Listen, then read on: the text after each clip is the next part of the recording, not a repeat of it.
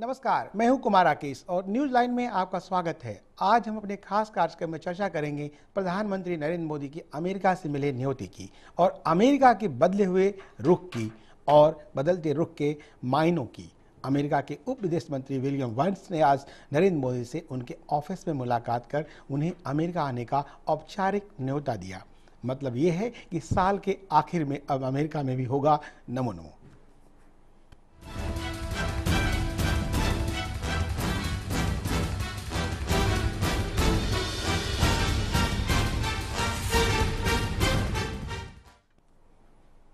America में नमो नमो। नरेंद्र मोदी सितंबर के आखिर में अमेरिका दौरे पर जा सकते हैं।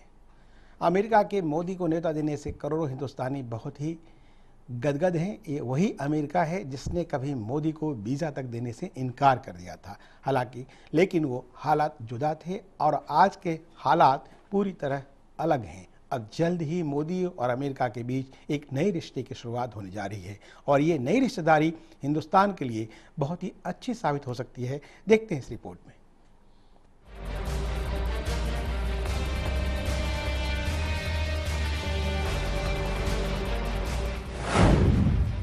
अमेरिका में होगा नमो नमो।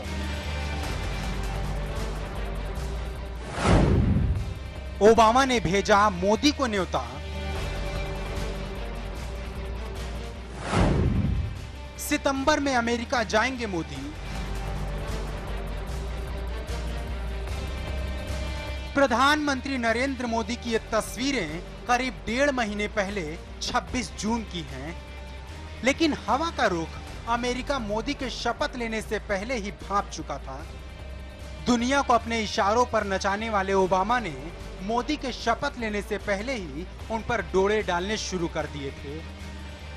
चुनाव से मोदी हाथ नहीं आए तो मीटिंग के लिए तारीखें न मिलने की गाज एक अमेरिकी अधिकारी पर भी गिरी। तो प्रधानमंत्री बनने के बाद अमेरिकी सांसद भी खोलकर मोदी को बुलाने की मांग करने लगे थे। ओबामा पर दबाव बढ़ रहा था। मोदी को मनाने की अमेरिकी कोशिशें जारी रहीं और इसी कोशिशों के तहत शुक्रवार को अमेरिका के उप विदेश मंत्री विलियम बर्न्स मोदी से मिले और उन्हें अमेरिका आने का न्योता दिया। समय पूरी तरह बदल चुका है। ये वही अमेरिका है जिसने मोदी को साल 2002 में गुजरात दंगों के लिए जिम्मेदार ठहराते हुए उन्हें साल 2005 में वीजा देने से इनकार कर दिया था। लेकिन ये बदले सितारे और बदली सत्ता का खेल है कि दुनिया का सबसे ताकतवर देश मोदी को अपने यहाँ बुलाने के लिए भारतीय पीएमओ के दर पर नाक रगड़ रहा है। मोदी ने भी अमेरिका को सितंबर में आने का भरोसा दिया है। मतलब ये कि अब अमेरिका में भी नमो नमो होगा और भारत के प्रधानमंत्री अमेरिकी संसद में भी भाषण देंगे। ये करोड़ों हिंदुस्तानी और नरेंद्र मोदी के लिए बहुत ही फख्र और सीना चौड़ा करने वाली बात है कि कभी उन्हें वीजा देने से इनकार करने वाला सबसे ताकतवर देश उनके स्वागत के लिए पलक पांवड़े बिछाकर इंतजार कर रहा है। अब पूरे हिंदुस्तान को इंतजार है तो बस मोदी के अमेरिका जाने का, अमेरिकी संसद में भाषण देने का और कुल मिलाकर मोदी को लेकर अमेरिका के सख्त नजरिए की बर्फ अब पिघलने लगी है। और अब देखने की बात यह होगी कि अमेरिका और मोदी के बीच जल्द ही शुरू होने जा रहा ये नया रिश्ता किस ऊंचाई तक जाता है और मोदी इस रिश्ते से भारत के लिए क्या क्या हासिल कर पाते हैं। Manish Sharma, channel 1 news.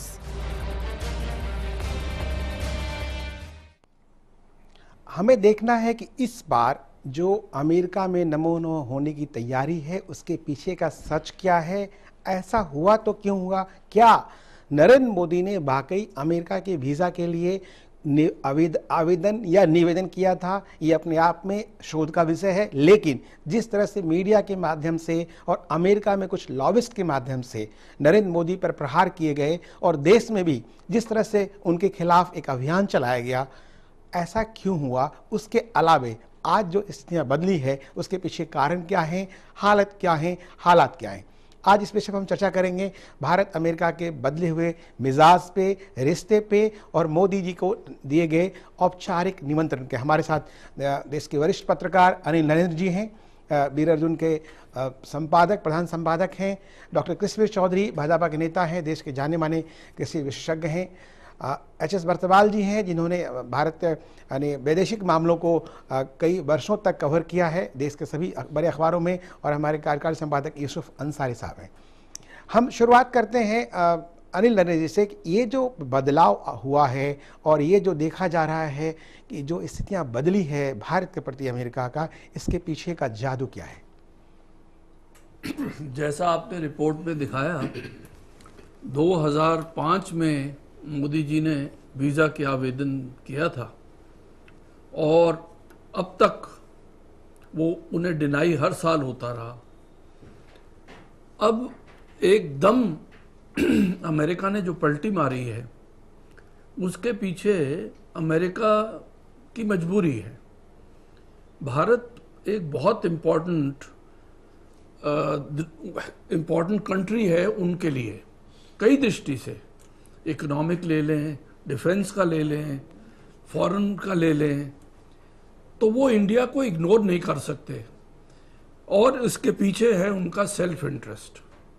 America बहुत स्वार्थी है और वो अपने इंटरेस्ट को पहले देखता है, उसके बाद वो कहीं और देखता है।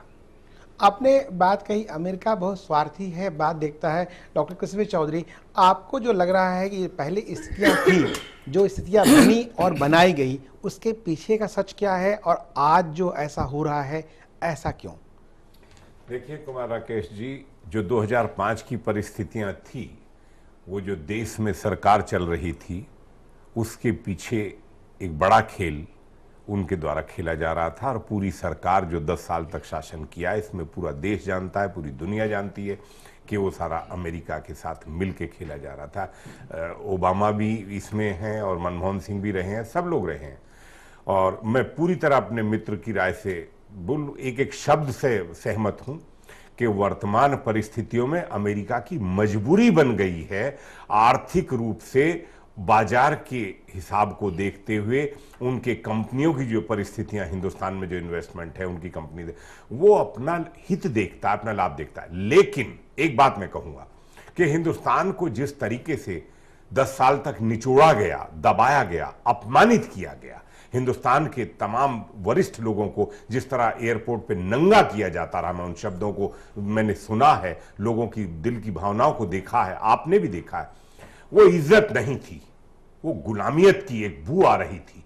और आज की जो लीडरशिप हिंदुस्तान ने पैदा कर दी है, ये एक मजबूत लीडरशिप, एक बहुत ताकत के साथ, हिंदुस्तान के सम्मान का सवाल है, सवाल किसी आत्मसम्मान का सवाल है, स्वाभिमान का सवाल है, राष्ट्रीय अस्मिता का सवाल है। तो स्वाभिमान, अस्मिता और सम्मान सब कुछ जो गिरवी रख दिया था देश का और जो बेइज्जत हो रहा था देश, आज नरेंद्र मोदी जी की लीडरशिप में अमेरिका खुद उसी झुककर सामने खड़े होने की स्थिति में नहीं था। जानता था कि मजबूरी है उसका झुकना। आखिर क्या वजह है कि हिंदुस्तान की पिछली सरकारों के साथ सरकारों पे अपनी शर्तों को थोपता था, और जब यही अमेरिका की मल्टीनेशनल कॉर्पोरेशन जब चीन के साथ अपने व्यापार की बात करती थी, तो चीन की शर्तों पे करते थे, क्योंकि चीन का दबाव था। आज मोदी जी की ताकत है, तो मोदी जी अपनी शर्तों पर रिश्तों पे देश को आगे ले जाएंगे, और देश की स्वाभिमान, सम्मान और देश की आर्थिक स्थिति पर कहीं कोई समझौता नहीं होगा। ऐसी पूरे देश को इस बात को मानना पड़ेगा, स्वीकारना पड़ेगा। न्योता उन्होंने दिया है,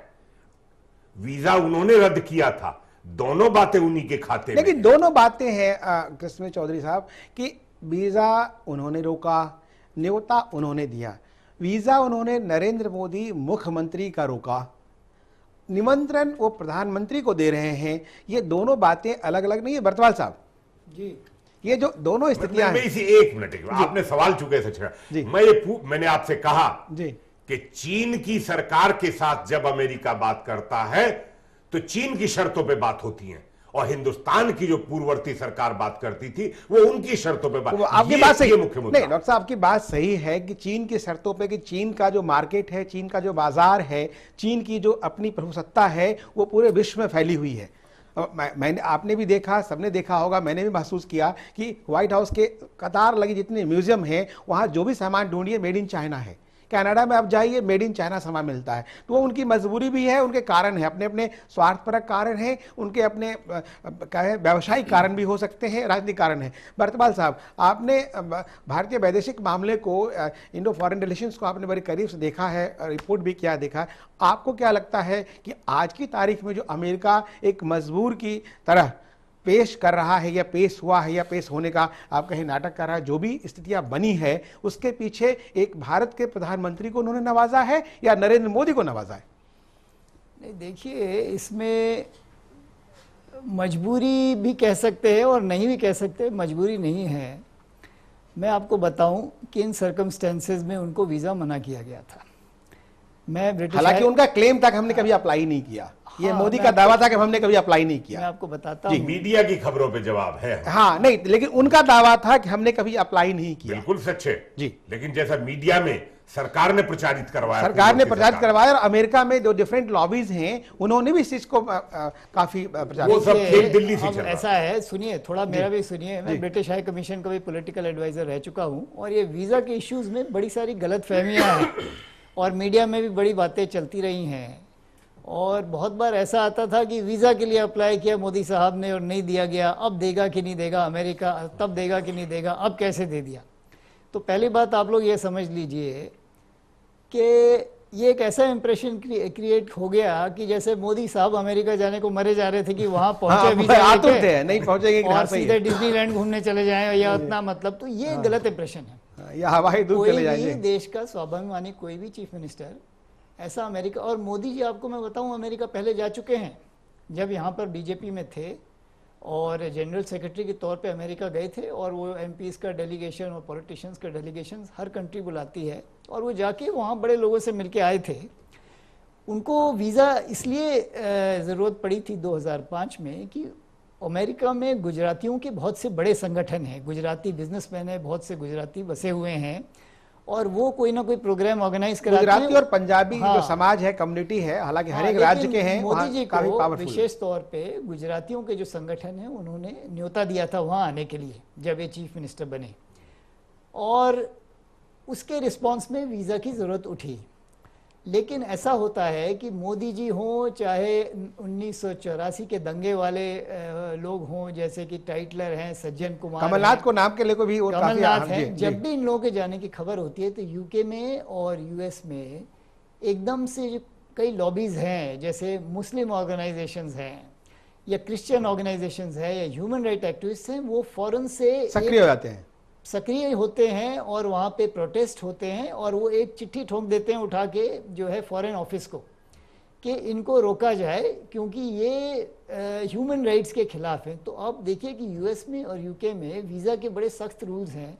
उनमें एक रूल ये है कि अगर कोई ऐसा पर्सन आता है who is prejudicial to the any community, नहीं एनी कम्युनिटी नहीं, racial peace of the nation, law and order situation और कम्युनल सिचुएशन, अगर ऐसा कोई उसके ऊपर मुद्दा उठता है तो उनके आने पे वीज़ा की मनाही की जा सकती, ये लॉ है। ब्रिटिश हाई कमीशन में भी है, और मैंने बड़े सारे लोगों को देखा जिनको कि रोक दिया गया। संघ परिवार के लोग जब जाते थे तो हमेशा ये एक इश्यू उठता था, क्योंकि जब जाना होता था, कोई आरएसएस के बड़े लीडर जाते थे तो एकदम से वहाँ मुस्लिम्स की, आपको याद होगा कि जब राम माधव यूएस जाने वाले थे तो बड़े सारे मुस्लिम ऑर्गेनाइजेशंस ने रिप्रेजेंटेशन दिया था यूएस गवर्नमेंट को कि इन्हें रोका जाए, ये हिंदू रेडिकल ऑर्गेनाइजेशन के वो हैं, हालांकि उनको वीज़ा नहीं मना किया गया था। तो ये जो है ये बैकग्राउंड है, और इस रूल के तहत क्योंकि बड़े ऑर्गेनाइजेशंस ने, मुस्लिम ऑर्गेनाइजेशंस ने, अदर ऑर्गेनाइजेशंस ने प्रोटेस्ट किया था, उनको यूएस गवर्नमेंट ने समझा कि वीज़ा देना उचित नहीं है, और 2005 में मना किया गया। उसके बाद मैं नहीं समझता हूँ कि मोदी जी ने फिर कभी वीज़ा के लिए अप्लाई किया। हालांकि बाद में भी ऐसे बार आए कि उनको ऑर्गेनाइजेशंस ने वहाँ से इन्विटेशन दिया था, वो नहीं गए।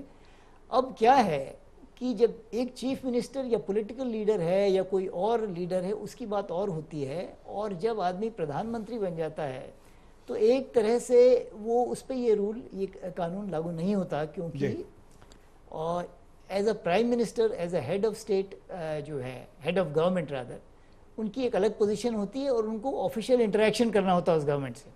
और अगर उस सरकार मतलब आपका कहना यह है कि जो पहले की स्थिति थी और आज की स्थिति में तब्दीली आ चुकी है, बदल चुका है, और फिर प्रधानमंत्री का मामला है। यूसुफ जी, ये जो सियासत की गई और जो सियासत होने वाली है, इस दोनों में आपको क्या लगता है कि अब अमेरिका पहले से भूमिका बना रहा था? जिस तरह से आपने देखा कि नैन्सी पावल यहाँ जो एम्बेसडर थी, जाने के पहले मोदी से मिल के गई, चुनाव के दौरान एक मैसेज किया कि लगता है वास्तव में मोदी जी की सरकार आने वाली है।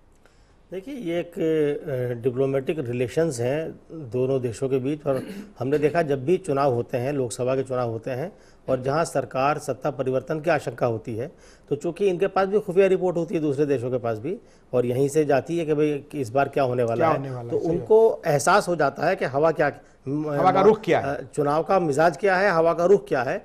तो वो पहले से ही एक गोटियां बिछानी शुरू कर देते हैं। आप याद कीजिए 2004 के चुनाव से पहले इसी तरह से लोग सोनिया गांधी से आके मिलते थे, क्योंकि वो लीडर ऑफ अपोजिशन भी थी। जबकि इसमें एक फैक्ट और है कि नैन्सी पावल वेस्ट बंगाल की चीफ मिनिस्टर ममता बनर्जी के पास गए, 25 दिन इंतजार करने के बाद भी नहीं मिली, टाइम नहीं दिया। वो एक अलग मसला वो है। लेकिन जो अभी बरसवाल साहब ने बहुत बारीकी से समझाया कि अमेरिका में वीजा के क्या कानून है या ब्रिटेन में क्या है और किस तरह से लॉबिंग वहाँ होती है, उसके मद्देनजर वो एक मसला है।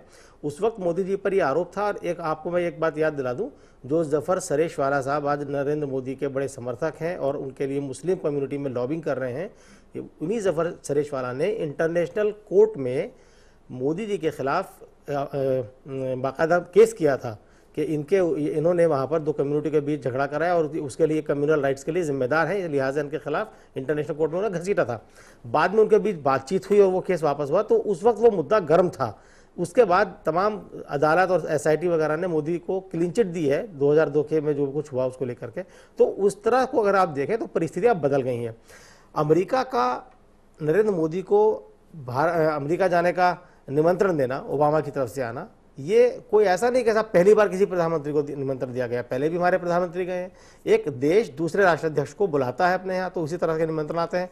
हमारे भी नरेंद्र मोदी जी प्रधानमंत्री बांग्लादेश को निमंत्रण दिया, सार्क कंट्रीज के नेताओं को दिया, सार्क कंट्रीज को दिया। नवाज शरीफ आया तो क्या मजबूरी में बुलाया? तो डिप्लोमेटिक रिलेशन मजबूरी में नहीं होते बल्कि रिश्तों को मजबूत करने के लिए होते हैं। तो मुझे लगता है कि वो कवायद चल रही है, लेकिन हमारे यहाँ चूंकि सियासत इस मुद्दे पर होती है इसलिए उसे अलग अलग चश्मों से देखा जाता है, जो कि मुझे लगता है इंटरनेशनल रिलेशन को इस तरह के सियासी नजरिए से नहीं देखा जाना चाहिए। अनिल नरेंद्र जी, आपने काफ़ी देखा है पानी कितना बहा देश में, कितना नहीं बना, सियासत में क्या हुई नहीं हुई, अटल जी से लेकर के आज तक आपने हर कार्यकाल को देखा प्रधानमंत्री के। आपको लगता है कि जो सियासत हुई है या हो रही है, अमेरिका कहीं न कहीं डाउन महसूस कर रहा है अपने आप को, अपने पूरे पुराने किए गए कामों को लेकर के, या जो भी उपक्रम किया उन्होंने भारत के प्रति? देखिए, हमारे को एक बात बड़ी क्लियरली समझनी पड़ेगी कि अमेरिका के लिए आज भारत से ज़्यादा महत्वपूर्ण पाकिस्तान है। कई मामलों में वो हमेशा पाकिस्तान को उस दृष्टि से उसको सपोर्ट करता है, क्योंकि अमेरिकन को अफ़गानिस्तान से हटना है और अफ़गानिस्तान से हटने के लिए पाकिस्तान उसकी मजबूरी है। उसी तरह देखिए, हमारे लिए भी ज़रूरी है एक दो पॉइंट से। हालांकि मेरे को थोड़ा सा ये व्यक्तिगत रूप से थोड़ा सा अनईजी हुआ कि प्राइम मिनिस्टर साहब को इतनी जल्दी इनको हाँ नहीं करनी चाहिए थी। जी। जैसे कि वो इलेक्शन के दौरान वो कहते थे कि भाई ये बाहर लाइन लगा के खड़े हो जाएंगे, मैंने सुना था एक बारी, तो वेट करते बेशक जाने तो उन्होंने था, यूनाइटेड नेशंस में जाना था।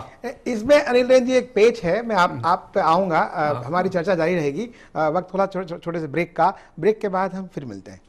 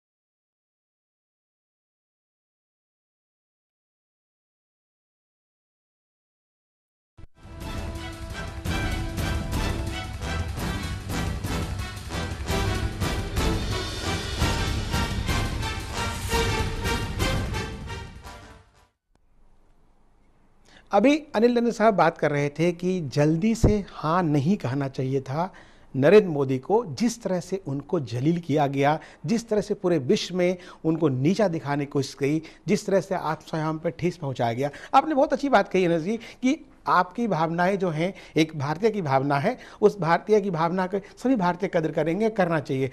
ऐसा जो आपने सोचा, इसके पीछे क्यों ऐसा आपका जो दर्द है, इसका कारण क्या है? देखिए, अमेरिका नरेंद्र मोदी जी को इतने सालों से इंसल्ट करता आ रहा है। एक तो इसमें राष्ट्रीय स्वाभिमान की बात है। मेरे ख्याल से इन्हें इतनी जल्दी हाँ इस नहीं करनी चाहिए थी। थोड़ा सा अमेरिका को थोड़ा सा लटकाना चाहिए था।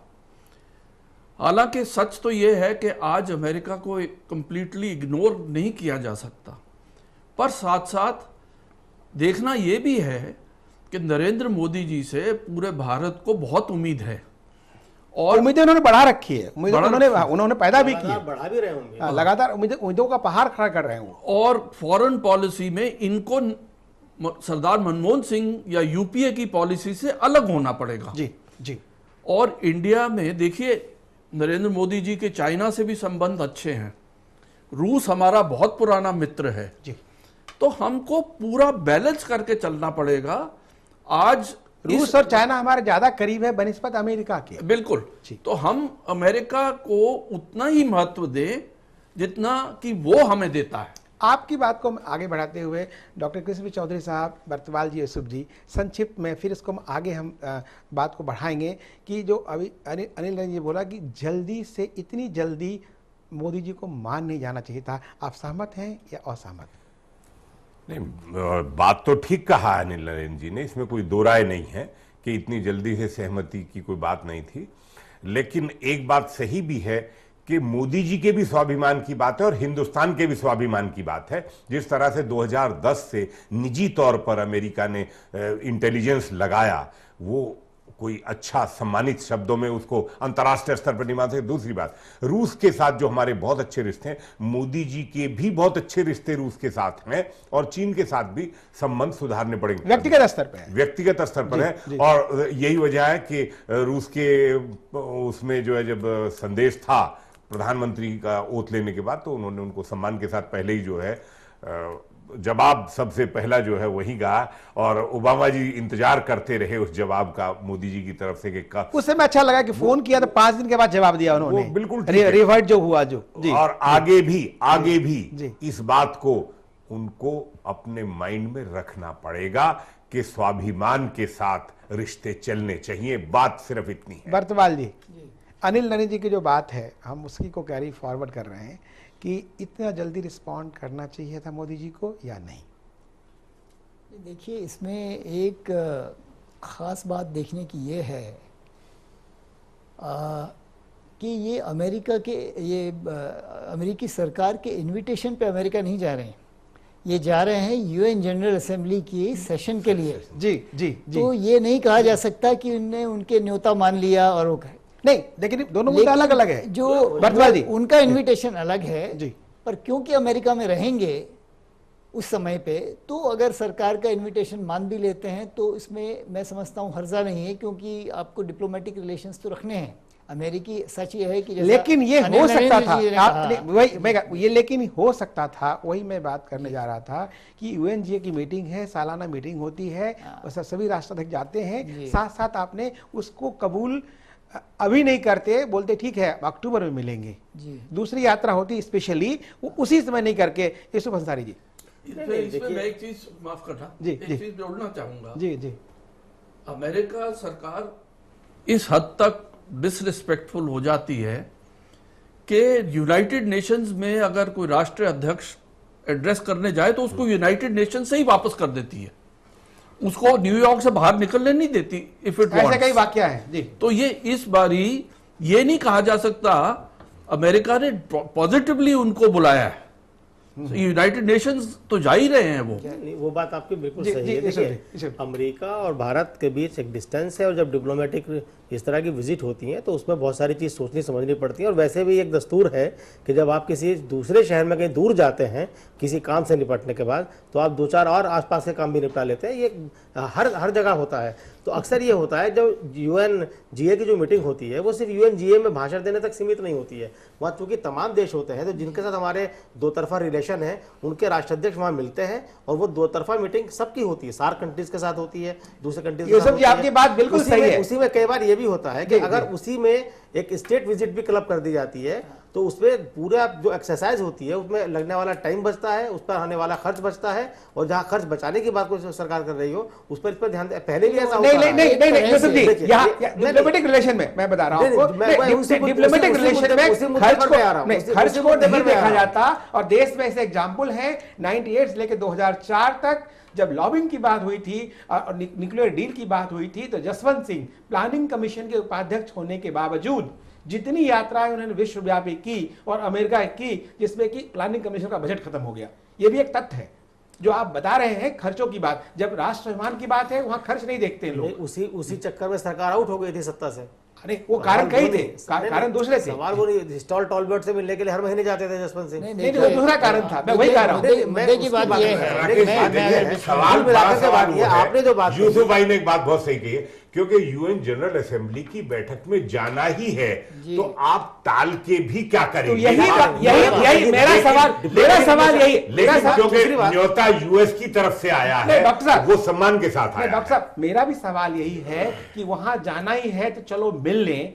ऐसा क्यों? जो अनिल नरेंद्र साहब ने सवाल उठाया कि जा ही रहे हैं तो मिल लें, तो जो भारत के वैदेशिक संबंध हैं या किसी भी देश के, जैसे बताया कि जब उनकी इच्छा होती है या उनकी बात होती है तो हम क्यों दंडवत से हो जाते हैं, समर्पित भाव हो जाते हैं। जिस तरह के डॉक्टर कलाम के साथ बेइज्जती की गई, चाहे हमारे शाहरुख खान के साथ जिस तरह से किया गया, जॉर्ज फर्नांडिस के साथ जो भी किया गया, चाहे वो तालबोट पुस्तक लिखे, चाहे कोंडीला राइस की बात करें, हम बात उसी पे कर रहे हैं। आत्मस्वाभिमान और राष्ट्र की बात है। इसमें एक छोटी सी बात में जिक्र करना चाहूंगा। डॉक्टर मुरली मनोहर जोशी 98 से 2000 जब मंत्री थे तो वो उन्होंने खुद बताया और कहा कि हम तो यही करते थे कि यदि अमेरिकन एम्बेसी या उनके ऐसे से कोई आता था अपॉइंटमेंट, उनको 10 दिन के बाद देते थे, और जो दूसरे छोटे छोटे एस्टोनिया देश होते थे उनको मैं 4 घंटे में बुला लेता था। तो उनको एहसास तो हो कि मैं मंत्री हूं और मेरा सरकार है, हमारी सरकार है, वर्चस्व है। वो बात एक सोच की है, जो हमें सोच की बात है। देखिए, एहसास तो मोदी जी ने भी करा दिया है, ऐसा नहीं है। जो आपने बात कही एहसास कराने की,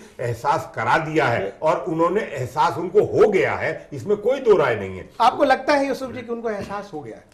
एहसास इसी तरह से कराया जाता है, लेकिन जहां जो आदमी पावर में होता है वहां वो एहसास कराता ही है। अगर मुरली मनोहर जोशी एहसास कराते थे मंत्री होने का, तो वहां उन्होंने सिक्योरिटी के नाम पे तमाम लोगों को एहसास कराया। तो इस तरह की छोटी छोटी बातों से बड़े बड़े रिश्ते नहीं बिगड़ते हैं, और इस तरह की छोटी चीजों को उसमें नहीं लाना चाहिए। बात सही है, मुद्दे की बात ये है। यूसुफ भाई, मेरा को सौभाग्य मिला कि मैं अटल जी के साथ अमेरिका गया। मैं अडवाणी जी जब डिप्टी प्राइम मिनिस्टर थे तब भी गया, और अडवाणी जी जब गए तो अमेरिका ने पूरी होमवर्क करके रखते जी, very systematic, they are very thorough in there. तो उन्हें कोई बिल्कुल समझिए कि आप प्राइम मिनिस्टर जैसा ही पूरा उन्होंने प्रोटोकॉल दिया जी। तो ये जो विजिट है ये बाय द वे विजिट क्यों हो रही है?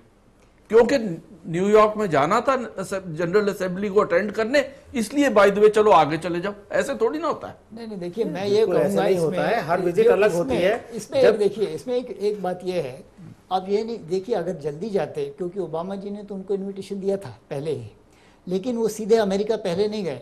पहले वो गए भूटान, उसके बाद जाएंगे जापान और देशों से भी मुलाकात हुई है। जापान नहीं जा पाए, ब्राजील जा रहे हैं, उसके बाद जापान को रद्द करना पड़ा किसी कारणों से। तो इसलिए एक तो उन्होंने जल्दी नहीं दिखाई अमेरिका से पहले मिलने में, ये बड़े इस बात पे हो रहा था कि अमेरिका से मिलें किसी, और अमेरिका के न्योते पे खास तौर से ही सीधे अमेरिका नहीं जा रहे हैं। ये भी एक तरह का एक इसमें इश्यू है।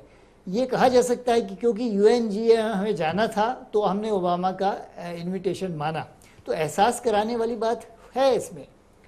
आप एक अलग से ट्रिप सिर्फ ओबामा के इनविटेशन पे नहीं जा रहे हैं। पहली चीज जो है UNJ अटेंड कर रहे हैं, उसके बाद फिर जो है ओबामा जी की उसमें जाएंगे। दूसरी बात ये भी और बरसवाल जी ये कि एक, जैसा कि नरेंद्र जी ने कहा कि ये बात तो माननी पड़ेगी कि अमेरिका एक बड़ी ताकत है और डिप्लोमेटिक रिलेशंस में आप एक पॉइंट के बियॉन्ड उसे स्ट्रेच नहीं कर सकते। ये जो एहसास दिलाना है ना, आपने बात कही बरतवाल साहब, आपको जरूरत अमेरिका एक बड़ी है ताकत अमेरिका है, की लेकिन मुलाकात के लिए नहीं राकेश जी, एक चीज और है। देखिए, भारत एक बड़ी ताकत है और जो दुनिया में जो 5-6 बड़ी ताकत है न्यूक्लियर पावर, उसके बाद भारत का नंबर ही आता है, 6ठी-7वीं ताकत है, इसमें कोई दो राय नहीं है।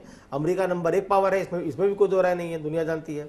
तो अगर अमेरिका स्पेशली भारत के प्रधानमंत्री को जाना पड़े और सिर्फ मुलाकात करने के लिए, तो इसका कोई लॉजिक समझ में नहीं आता है। या तो उस पे के दोनों देशों के बीच कोई ऐसी डील हो रही हो जिसका कोई लॉन्ग टर्म महत्व हो, तब समझ बात। जैसे प्राइम मिनिस्टर मनमोहन सिंह जब गए थे, जिसपे सिविल न्यूक्लियर डील साइन हुई, शुरुआत हुई, तो वो एक बड़ी विजिट थी, एक लंबे अंतराल के बाद किसी प्रधानमंत्री की विजिट थी।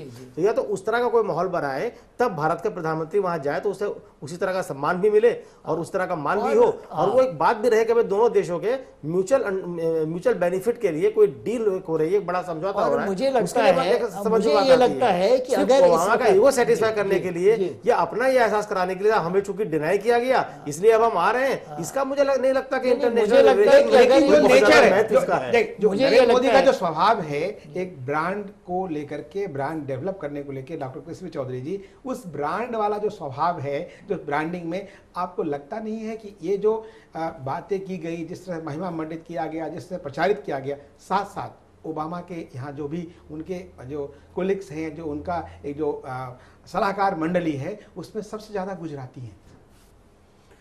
देखिए, अनिल जी ने बहुत सही कहा, अमेरिका अपने बिजनेस के हितों को सर्वोपरि रखता है और अमेरिका इस बात को जानता है कि उसके हित भारत के साथ बहुत जरूरी है, रिश्तों को अच्छा रखना बहुत जरूरी है। ये अमेरिका की ब्यूरोक्रेसी बहुत तेज तर्रार तरीके से काम करती है और तमाम प्लानिंग के साथ काम करती है। आपने इंडो यूएस न्यूक्लियर डील की बात करी, डील तो हुई लेकिन डील का परिणाम जो था वो ढाक के 3 पात वाली बात हुई। तो ऐसी डील होना और वो सब खेल होता है, वो एक अलग चीज है। कहना बड़ा आसान है, सरकार गिरा सकते थे, आपने सरकार नहीं गिराई उस वक्त। सरकार गिरा सकते थे और आपने नहीं गिराई सरकार, कम्युनिस्ट चले गए, लेकिन कितने हितों के साथ समझौता किया गया, हितों के साथ समझौता किया गया, किस तरीके से उसके पीछे, पर्दे के पीछे जो खेल हुआ और बाजार की ताकतों को जिस तरीके से हिंदुस्तान को दिया गया है, वो तमाम चीजें बहुत खतरनाक हुई हैं, उनका परिणाम घातक है। और आर्थिक रूप से भी पार्टी को जितना उस पर मुस्तैदी से विरोध करना चाहिए था, आपकी तरफ से विरोध नहीं हुआ। बात उस मुद्दे पर सरकार लगता है, सरकार नहीं समझ कह रहे हैं कि बीजेपी को भी जिस तरह विरोध करना चाहिए न्यूक्लियर डील को लेकर के, बीजेपी ने एक बार नहीं कहा कि सिविल न्यूक्लियर डील नहीं होनी चाहिए, कहीं न कहीं वहां पे या कोई डील की बात, जब विपक्ष में होते तब एक भाषा बोलते, तब दूसरी भाषा बोलते। देखिए, बीजेपी के 2 रूप, अलग अलग रूप है। एक तो इस चुनाव से पहले और एक चुनाव के बाद। तो चुनाव के पहले तो ये मैं समझता हूं कई मामले में कांग्रेस से अंडरस्टैंडिंग थी इनकी जी। अब चुनाव के बाद देखते हैं। देखिए, अमेरिका की बात, बीजेपी का स्वभाव भी है, सत्ता में आने के पहले कुछ और होती है, सत्ता के बाद कुछ और होती है। जी जी जी। अब देखिए, अमेरिका को इस बात की भी शायद चिंता लग गई कि फ्रांस के भी लोग पहुंच गए, यूके के भी लोग पहुंच गए, सबसे पहले पहुंचा, सार्क भी पहुंच गया, किसी से इनसे डिफेंस डील हो रही है, उससे इतना बड़ा डील हो रही है। मैं कहा तो अमेरिकन कॉरपोरेशंस में हड़बड़ी मच गई कि कुछ करो भाई जल्दी, हमारे बोइंग का क्या होगा, तो हम पीछे ही ना रह जाएं। जी जी। तो थोड़ा बहुत ये भी बात है। बाकी तो मैं समझता हूं कि थोड़ी फॉरेन पॉलिसी अभी करेक्ट नहीं चल रही, इसमें सुधार होना चाहिए। देखिए, वो जर्मन चांसलर के साथ डिनर फिक्स होता है तो वो इसलिए कैंसिल हो जाता है क्योंकि जर्मनी वर्ल्ड कप फाइनल में पहुंच गई। तो चांसलर मैडम कहती हैं कि भाई मैं सॉरी डिनर नहीं होगा।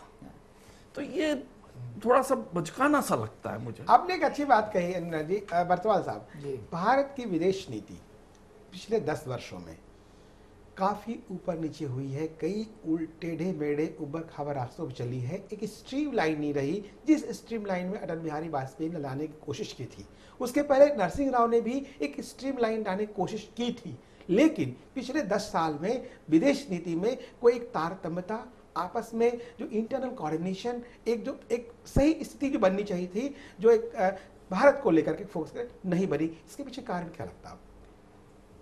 देखिए, एक तो कंफ्यूजन था इस गवर्नमेंट में बहुत, आप जानते हैं, इसको लेके ही नहीं और चीज़ों में भी कोऑर्डिनेशन नहीं था।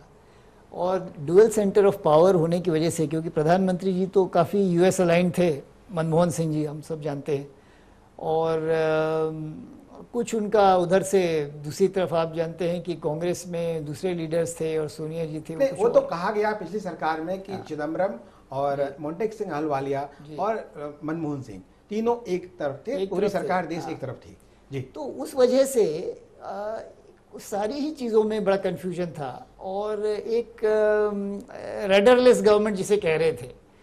तो जाहिर है कि इस तरह से वो विदेश नीति के और बड़ी सारी नीतियों में गड़बड़ रही और आप जानते हैं उसका फल आज वो लोग भुगत रहे हैं। एक डिसकंटिन्यूएशन हो गया विदेश नीति में, कई जगहों में जरा वो डिसरप्शन हो गया। आपको लगता है जैसा बोल रहे हैं भरतवाल साहब कि डिसरप्शन था, यूनिफॉर्मिटी नहीं थी विदेश नीति में, काफ़ी ढुलमुलपन था, तो उसके पीछे मनमोहन सिंह या डुअल पावर सेंटर था या फिर कुछ और बात थी? देखिए, यूपीए 1 तक तो मामला ठीक ठाक थे और उसमें यहाँ तक भी खबरें आई थी जो न्यूक्लियर सिविल डील हुई थी उसमें कांग्रेस की एक बहुत बड़ी लॉबी थी जो इसके खिलाफ थी और वामपंथियों के साथ थी और कई कांग्रेसी चाहते थे कि इस मुद्दे पर सरकार जाने खतरा भी हुई और उस पूरे घटनाक्रम को मैंने बहुत नज़दीक से देखा भी, कवर भी किया और मुझे बहुत सारी चीज़ें उसके बारे में अंदर की भी मालूम थी। एक वक्त ये आया था कि कांग्रेस ने ठान लिया था कि हम चाहे सरकार गिरा देंगे, लेकिन हम प्राइम मिनिस्टर अड़ गए थे कि हम गिरा देंगे चाहे सरकार चली जाए। तब बीजेपी को लग रहा था कि सरकार गिरा देनी चाहिए, लेकिन अचानक मायावती उभर आई तो वो गिर गया। तो लेकिन यूपीए 2 में विदेश नीति को लेकर के एक तारतम्यता नहीं दिखी और कोई विजन साफ तौर पे नहीं दिखा। 10 साल के मनमोहन सिंह का जो कार्यकाल रहा उसमें वो एक मात्र उपलब्धि अगर उनके नाम पे हम विदेश मामलों में कहें तो वही जिसे बहुप्रचारित परमाणु डील हम कहते हैं कि भाई इसका एक इस्तेमाल हो, नतीजा भले 30 साल के बाद पहली बिजली बनेगी परमाणु डील से, तब तक कौन जीता है तेरी जुल्फ के सर होने तक बकौल गालिब। तो उसका नतीजा तो शायद हमारी आने वाली जनरेशन देखेगी, वो तय करेगी कि फैसला सही था गलत था। लेकिन इस बीच क्या रहा कि जो और सामरिक दृष्टि से इंटरनेशनल फलक पर जो और फैसले हो सकते थे, भारत को मजबूती के साथ स्थापित किया जा सकता था दुनिया के अंदर, उसके लिए एक पुरजोर कोशिश जो होनी चाहिए थी मजबूत सरकार की तरफ से, वो कोशिश होती हुई कहीं दिखी नहीं। इंटरनेशनल फोरम पे हम कोई बड़ी महत्वपूर्ण भूमिका निभाते हुए नजर नहीं आए कहीं भी। अनिल जी, आज आपने चर्चा की डॉक्टर कृष्ण चौधरी जी कि लगता है कि कहीं न कहीं जो भारत की विदेश नीति अब ट्रैक पे आएगी और एक यूनिफॉर्मिटी आएगी, और चाहे जैसा कि नरेंद्र जी बताया कि चुनाव के पहले नरेंद्र मोदी दावा कर रहे थे कि सारे लोग पीछे हमारे खड़े होंगे, हम आगे होंगे, भारत, ब्रांड भारत, डिजिटल भारत, विश्व भारत, श्रेष्ठ भारत। देखिए, इसमें मैं समझता हूँ डॉक्टर कृष्ण चौधरी से फिर आप सॉरी जी मैंने सोचा मुझसे। देखिए, अभी यूसुफ भाई ने एक बात कही वो बहुत सही है कि लीडरशिप अगर बोल्ड ना हो, 2 सेंटर थे पहले, वो एक ठीक बात है पूरा, लेकिन सेंटर आज भी 2 लग रहे हैं। नहीं, मेरी बात आप डॉक्टर कृष्ण चौधरी, मैं आ रहा हूं लीडरशिप अगर डिसीजन लेने की कैपेसिटी ना हो, पॉलिटिकल लीडरशिप, चूंकि पूर्ववर्ती सरकार जो नौकरशाहों के द्वारा चलाई जा रही थी, कोई नेता नहीं था जो डिसीजन लेने के लिए नेता की लीडरशिप होती है, लीडरशिप तो थी नहीं। प्रधानमंत्री बनाए गए, वो कैसे बनाए गए उसको छोड़िए, बहस का मुद्दा नहीं, सारा नौकरशाही का खेल था। इसीलिए कोई विदेश नीति में तारतम्यता, कोई मजबूती, कोई विजन नहीं था। जैसा जिसको मिला मौका वैसे समझौते कर लिए गए, उसका परिणाम हमारे सबके सामने। लेकिन अब नहीं चलेगा, अनिल जी बिल्कुल ठीक कह रहे हैं, विदेश नीति को एक बहुत सही दिशा पे ले जाना पड़ेगा। और जब विजन होता है लीडर का और प्राइम मिनिस्टर, मजबूत लीडरशिप जब होती है, आज प्राइम मिनिस्टर की अपना एक पॉलिटिकल थॉट है, अपना विजन है, इस बात को कोई डिनाई नहीं कर सकता इंटरनेशनल लेवल पर, और अपना जो भविष्य की रूपरेखा तय करनी है विदेश नीति में, उसमें बहुत सही तरीके से भारत को चलना, क्योंकि बात परमाणु नीति की नहीं है, बात आतंकवाद की भी है, बात पड़ोसी देशों से अच्छे रिश्ते बनाने की भी है, बात बाजार खोलने की भी है, बात लेन देन के व्यापार की भी है, रिश्ते पाकिस्तान के साथ भी, बांग्लादेश के साथ भी, चीन के साथ भी, नेपाल के साथ भी, भूटान के साथ, तमाम नजदीकी जो हमारे सबसे पहले पड़ोसी हैं, हमें उनके साथ भी अच्छे रिश्ते कायम करने हैं। और अच्छे रिश्ते देखिए सब जानते हैं, जब मजबूत होता है आदमी तो सब सलाम झुकाने लगते हैं, इसमें कोई दो राय नहीं है। और जब कमजोर होता है नेता तो सब उसे आंख दिखाने लगते हैं। तो ये हालात हमारे साथ रहे अनिल जी, इन्होंने बहुत अच्छी बात करी, मैं पूरी तरह से सहमत हूँ डॉक्टर साहब की बात से। देखिए, जो पिछली सरकार थी, यूपीए सरकार, उसमें जो टॉप लीडरशिप थी वो एपॉलिटिकल थी, उनका कोई जनता से संबंध नहीं। टॉप लीडर में प्रधानमंत्री सोनिया गांधी जी, सोनिया गांधी तो राजनीतिक है, उनको आप पॉइंट ये है कि वो पॉलिटिकल नहीं है। लिखा हुआ भाषण पढ़ना राजनेताओं का काम नहीं होता। सॉरी कुमार राकेश जी, मैं इस बात से सहमत नहीं। वो पॉलिटिकल नहीं है। गांधी पॉलिटिकल लीडर थी, लेकिन डॉक्टर साहब 15 साल तक राज करना भी राज का काम है। कभी लिखा हुआ भाषण नहीं पढ़ा। मुझे मेरी बात सुन लीजिए, एग्जाम्पल है। नरेंद्र मोदी जी चूंकि बिल्कुल जनता से जुड़े हुए एक बड़े मजबूत नेता हैं, हम उम्मीद ये करते हैं कि ये नौकरशाह को कंट्रोल में रखेंगे, नौकरशाही को। देखिए, ब्यूरोक्रेटिक जो अप्रोच है किसी भी स्टेट, किसी भी, चाहे वो इकोनॉमिक फ्रंट हो, चाहे वो फॉरेन अफेयर्स हो, तो वो उनकी अपनी सोच होती है। देखिए, कितनी अच्छी बात है, और इस बात के लिए सब भारतवासी खुश हैं कि देखिए इराक में उन्होंने किस तरीके से फंसे हुए इंडियंस को निकाला। ये कोई साधारण बात नहीं थी। और इसमें और केरल के सारे लोग, जितने लोग केरल के आए हैं नर्सें, सब वाहवाह कर रही है, नमो नमो कर रही हैं। तो इसमें डोभाल साहब जो नेशनल सिक्योरिटी एडवाइजर हैं जी, वो रियाद गए, वो इराक गए, बगदाद गए, सब जगह उन्होंने कोऑर्डिनेट किया और खामोशी से चुपचाप करके काम कर दिया।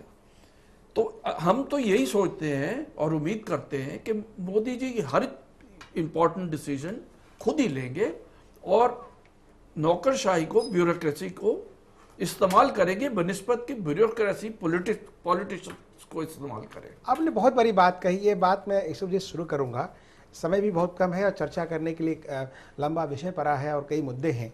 यूसुफ जी, अनिल ने बात कही कि ब्यूरोक्रेसी की बात कही और ब्यूरोक्रेसी से काम लेने की बात कही। आपने भी अनुभव किया होगा, आप लोगों ने अनुभव किया होगा, पिछली सरकार में डॉक्टर मनमोहन सिंह ने प्रधानमंत्री होने के नाते एक बात कही थी कि कोई भी सेक्रेटरी, ये मुद्दा है, मैं बार बार इसका जिक्र इसलिए करना चाहता हूँ कि ये मुद्दा है और ये मुद्दा बहुत ही अहम है आम जन के हित में और देश के हित में। उन्होंने एक बात कही थी, कोई भी सेक्रेटरी हमसे अपॉइंटमेंट, बिना अपॉइंटमेंट लिए हमसे मिल सकता है। उन्होंने एक मैसेज दिया था, उसका खमियाजा उनको कई स्तर पे भुगतना पड़ा कि मंत्री और सांसद जो इलेक्टेड थे उनको लंबी लाइन लगाना पड़ता था अपॉइंटमेंट के लिए पीएमओ का, जबकि सेक्रेटरी फोन उठाए रैक्स पे और चले गए। यूसुफ जी, नरेंद्र मोदी ने भी यही काम किया है, सारे सेक्रेटरीज को बुला के अलग से मिले कि कोई भी सेक्रेटरी हमसे सीधे आके मिल सकता है। बात कांग्रेस की तरफ से प्रतिक्रिया भी आई, आनंद शर्मा ने बोला ये संवैधानिक जो ढांचा है उस पर प्रहार है। आपको क्या लगता है कि दोनों में समानता है या इनकी शैली कुछ अलग है? नहीं, शैली अभी तक तो अलग नहीं दिखी है। देखिए, डॉक्टर मनमोहन सिंह की बात समझ में आती है कि वो चूंकि उसी फर्टर्निटी के आदमी थे, ब्यूरोक्रेट रहे, और उनका एक लगाव समझ में आता है कि ब्यूरोक्रेसी के साथ एक उनका अटैचमेंट था, लंबे टाइम तक काम किया। उन्होंने अगर वो छूट दी तो समझ में आता है कि उसकी वो प्रणाली को समझते हैं, उससे बेहतर तरीके से कर सकते हैं, उन्होंने किया। वहाँ भी बात ये थी कि अगर फैसले ब्यूरोक्रेट लेगा तो पॉलिटिकल लीडरशिप क्या करेगी। यहाँ मामला दूसरा है। यहाँ नरेंद्र मोदी खांटी पॉलिटिशियन है, पॉलिटिशियन से पहले वो प्रचारक रहे हैं संघ के, और उन्होंने अगर ये सेक्रेटरीज को छूट दी है सीधे मिलने की तो उनके एंड पे मुझे लगता है ये एरर ऑफ जजमेंट है और ये नहीं होना चाहिए था, क्योंकि उसके बाद आप पॉलिटिकल लीडरशिप को ही सीन से निकाल रहे हैं। इसका मतलब ये हुआ कि नरेंद्र मोदी को सारे मंत्रियों की आतंक है, करे तो क्या करें, कैसे काम करें, अपने मानेगा कि नहीं मानेगा, सीधी बात कर रहा हूं ना कि जिन लोगों को नरेंद्र मोदी ने खुद पिक एंड चूज करके मंत्री बनाया है उन्हीं की काबिलियत पे उन्हें भरोसा नहीं है, इसलिए वो सेक्रेटरी से सीधे मिलने की बात कह रहे हैं। तो ये मुझे नहीं लगता कि बहुत अच्छा कदम है, और इस कदम के दुष्परिणाम भी मुझे लगता है जल्दी सामने आएंगे। किसमें चौधरी जी इसके कुछ जो दुष्परिणाम की बात कही है, चाहे वो वैदेशिक नीति हो या घरेलू नीति, कहीं न कहीं उसका असर पड़ेगा क्या? दो बातें हैं, बहुत ब्रीफ में कहना चाहूंगा जी। अभी जो इराक की घटना घटी, जिस तरीके से डोभाल जी का रोल रहा और रॉ के हेड का रोल रहा। ये लीडरशिप की ताकत थी। कोई प्रचार करने की बात नहीं है कि 30 मिनट का अल्टीमेटम दिया जाए और 7 मिनट में परिणाम आ जाए। ये भी एक हमारे ब्यूरोक्रेसी की समझदारी और एक जिस तरह से उसको एक्ट किया है वो भी एक जरूरत थी। दूसरी बात भैया यूसुफ जी मैं आ रहा हूं, जो मैं दूसरी बात कर, अब जो पॉलिटिकल सिस्टम में हम बात कर रहे हैं सेक्रेटरीज को, मोदी जी ने ये कहा है कि रिजल्ट ओरिएंटेड बात में अगर कहीं डिले होता है, और उसी में एक बात और भी कही, मीटिंग में ये बात थी कि फाइल जो है 4 स्टेज चैनल से ज्यादा नहीं जानी चाहिए। मेन मुद्दा यह है कि फाइल जो घूमती रहती है हर मामले में, तो 4 स्टेज की जो बात रखी गई वो सेक्रेटरीज को ही समझाने की बात थी, और रिजल्ट चाहिए ये भी सेक्रेटरीज की जिम्मेदारी बनती है, क्योंकि पॉलिटिकल डिसीजन होते रहे। आप एक बात बताइए, आपके सामने देश के सामने उदाहरण है कि कोल मिनिस्ट्री की कई 100 फाइलें गायब हो जाती हैं, मंत्री अलग ड्रामे करता है और सेक्रेटरी कोई जिम्मेदारी नहीं लेता। तो ये तो जिम्मेदारी रेस्पॉन्सिबिलिटी भी मंत्री की भी है और सेक्रेटरी की भी, दोनों। साहब मैं एक बात कहूंगा, मैं इसे यूं देखता हूं कि ये too much concentration of power in the prime ministers hand. आप ऑटोक्रेटिक तरीके से बिहेव ना करें या ऐसा इंप्रेशन ना हो, क्योंकि आप अगर मंत्रियों को उनको बाईपास करोगे और सेक्रेटरीज को ज्यादा प्रेफरेंस दोगे तो अच्छा फिर कहीं न कहीं जो नीतियां हैं प्रभावित होगी। बतवाल साहब समय बहुत ही कम है, बहुत ही समय कम है, संक्षिप्त में बताएं कि इन सब जो ब्यूरोक्रेसी के हर्डल्स हैं और जो देश की आंतरिक नीतियां हैं और जो स्वाभिमान की बात है, उससे कहीं न कहीं हमारी जो विदेश नीति है और खासकर जो अभी अमेरिका जा रहे हैं नरेंद्र मोदी, वो किस तरह से प्रभावित हो सकती है या उसकी आशंका है? देखिए, ये तो सब अलग अलग चीज़ें हैं। मैं ये कह रहा हूँ कि स्वाभिमान की बात सही है, और मुझे लगता है कि मोदी जी बड़े प्रैक्टिकल आदमी हैं जो हमने आज तक देखा है उनको, और वाइड रेंजिंग कंसल्टेशन भी करते होंगे आपस उन लोगों से, अपने ख़ास जो उनका लोग हैं उनसे। तो एक स्टेचर अपना और एक अपना वो रिज़र्व बना के तो वो रखेंगे, और अमेरिका जाना और उनसे मिलना, मुझे इस समय ये लग रहा है कि मोदी जी अब अपना एक वर्ल्ड लीडरशिप का स्टेचर बनाने में लगे हैं, और not only as a Indian politician but as a statesmanship जो है वो एक अलग चीज़ है, दिखा है इस बार। और उनको मुझे जो लगा है ये सार्क लीडर्स को बुलाना और ये रिस्पॉन्ड करना, ये मतलब प्राइम मिनिस्टर का आप देखेंगे पिछले कई वर्षों में, बांग्लादेश विदेश मंत्री को भेजना, तो वो एक अपना वर्ल्ड लीडर एक वर्ल्ड स्टेज पे अपना लीडर का स्टेटस बनाना चाहते हैं, और उसके लिए अमेरिका से भी और कोऑर्डिनेट करना जरूरी है। मतलब अमेरिका ने नमो नमो किया तो फिर कौन? अमेरिका ने जब ये बुलाया उनको और ये अपनी कीननेस दिखाई जी, तो उसके बाद ही उनने किया, और पहले नहीं। अमेरिका और ब्रिटेन का जो राजनीति है, बड़ी खास बात मुझे लगता है, अगर इस समय पे यूएन जनरल असेंबली नहीं होता तो मोदी जी अभी नहीं जाते, वो और थोड़ा देर बाद रुक के जाते, 1-2 अनिल नरेंद्र जी संक्षिप्त टिप्पणी, जैसा बोला बर्तवाल से, आपने उस बात को छेड़ा था कि यदि यूएन नहीं होता तो शायद नरेंद्र मोदी नहीं जाते, मुझे ऐसा लगता है।